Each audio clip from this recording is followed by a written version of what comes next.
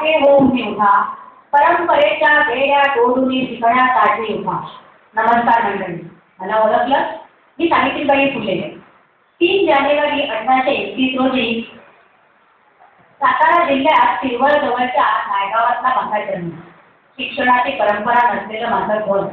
महात्मा ज्योतिबा फुले यांच्याशी माझा विवाह झाला. त्यांच्या आग्रहापासून लोकांची सुचेता सहन करत पेन, माती, दगड यांचा मारा चुकवत मी शिक्षण पूर्ण केलं. पतीच्या खांद्याला खांदा भिडवून समाज क्रांतीसाठी अहोरात्र झगडत राहिली. शिक्षणामुळे माझी झालेली प्रगती, मला मिळालेलं स्वातंत्र्य, माझी प्रगल्भता मला जास्त बघू देईना. माझ्यासारखा इतर स्त्रियांना शिक्षणाचा उपयोग व्हावा यासाठी घराघरातून गावागावातून मी शिक्षणाचा प्रचार चालू केला.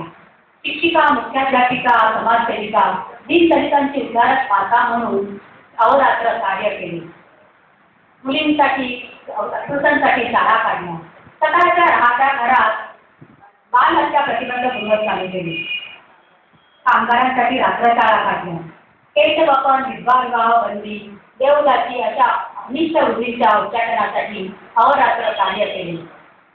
10 मार्च 1897 रोजी प्लेगच्या साथीत रुग्णांची सेवा करता करता मी या जगाचा निरोप घेतला. धन्यवाद.